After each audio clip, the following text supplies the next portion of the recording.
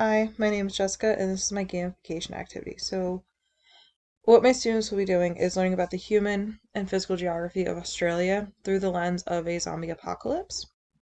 This gamification activity will be housed on Schoology, and they will have to meet certain criteria before being able to move on to the next step.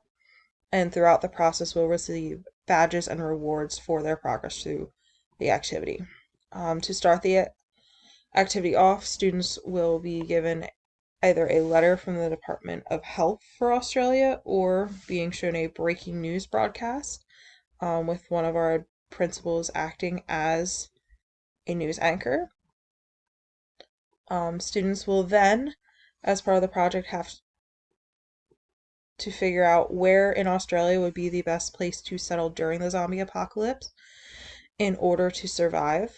To help students decide this, we will start by watching this TED Ed video and then having a discussion on a Schoology discussion board about what we should look for when we are looking for a good settlement location, what natural resources, what kind of landforms can be both beneficial and not beneficial to our survival, and how interaction with other places could either support our survival or cause negative impacts on our survival through both trade and ease of access, whether that is ease of access for humans or even zombies who are attempting to reach where we are settling.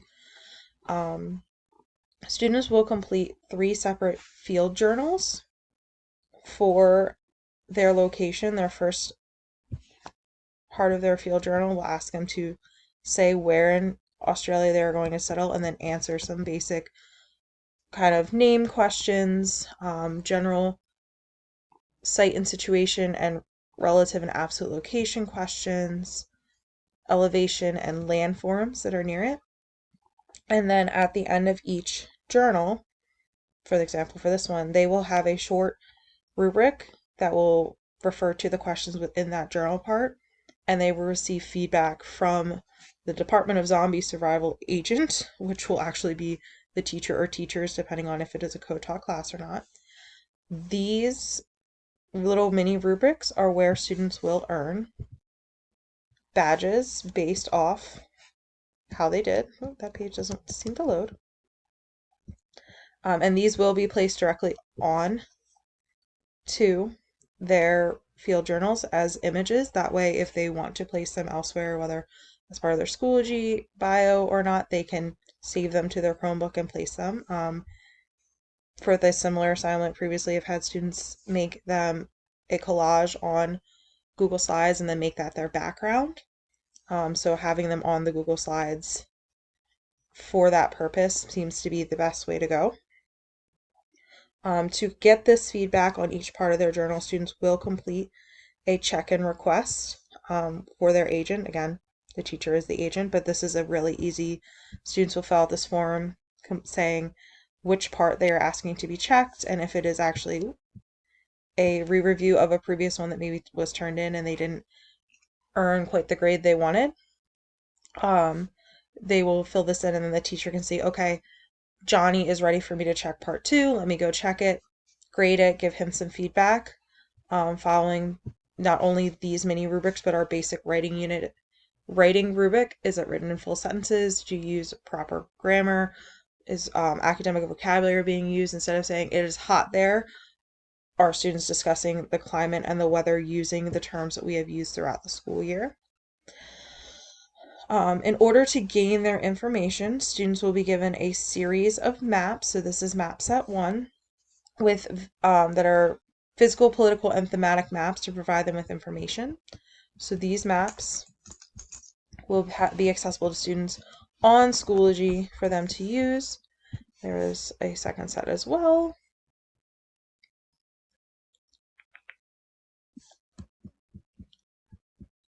Which, this provides barley production to help them figure out, what kind of food resources are available to them, cotton production for different materials they may need, natural disaster, tropical cyclone risk maps, which is a question on, I believe, is it part 2 or 3?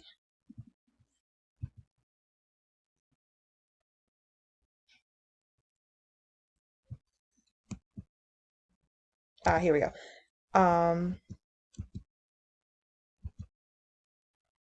Nope, it is definitely part 2 then. There we go. Natural disasters.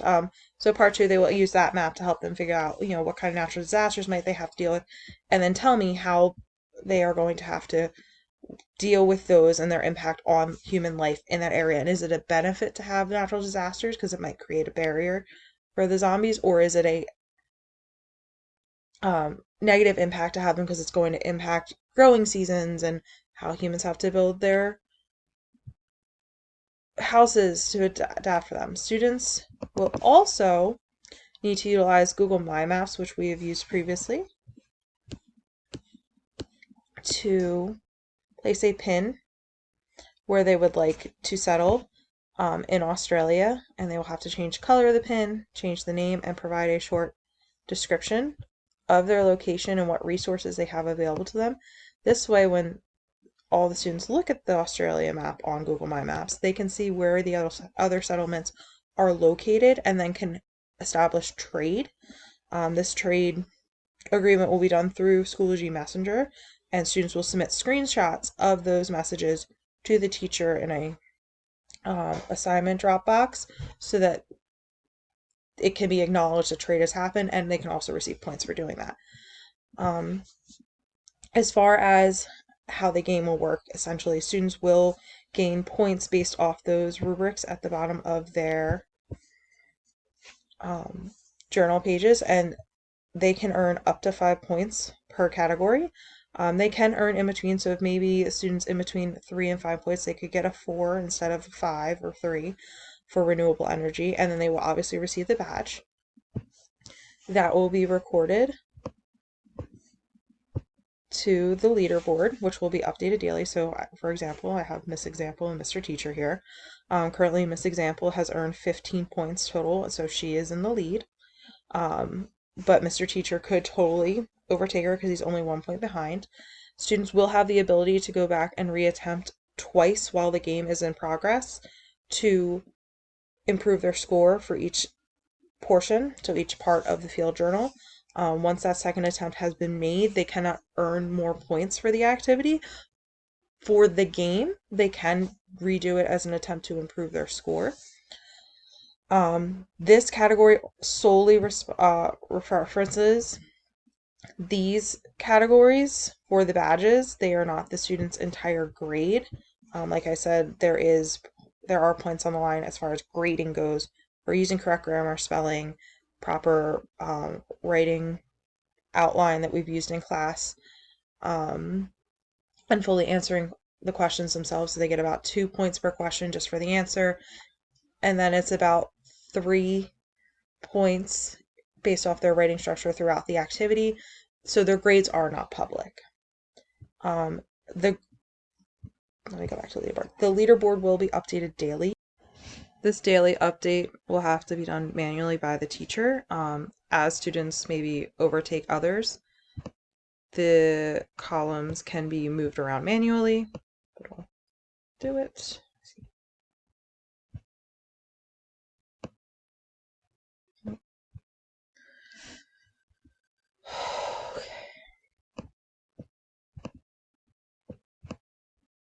There we go. So if Miss Example did overtake Mr. Teacher, say he got 16 instead of 14 points, it is a little finicky on my current laptop. I promise it is not this finicky on my actual work laptop. But this will be done manually, and the top 5 students every day will receive a daily prize of some PBIS points that can then be used in our school store or even my own personal classroom store. With the end winner winning a much larger prize of PBIS points. Typically, I buy a front of the snack line and snack line gift card from our school store for the student, and I also give them a piece of candy of their choice. Full size bars usually. As far as how students will progress through the activity, it will be done through Schoology with the different. We've done through Schoology with the locking features that exist so that students can't progress unless they earn a certain amount of points. So, for example, Field Journal Part 1 with all of the math typically equals out to between choosing their location, providing it a name, so on and so forth. About 20 points total. Students would be the minimum grade that students would be able to earn to then progress on to part 2. And part 2 will not unlock for students until they reach that minimum grade goal. And that will also be true for Field Journal Part 2 and Part 3.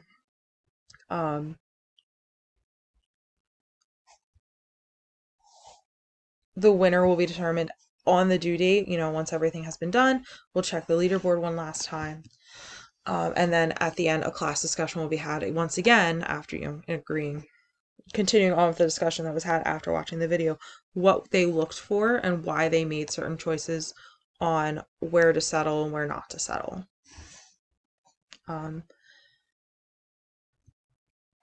That is my gamification activity.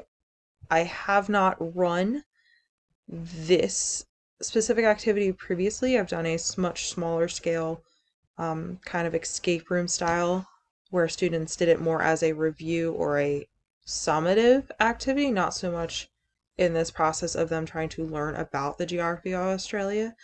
I think it will be really interesting to see how they progress and what kind of notes and what kind of questions they ask as they go through this.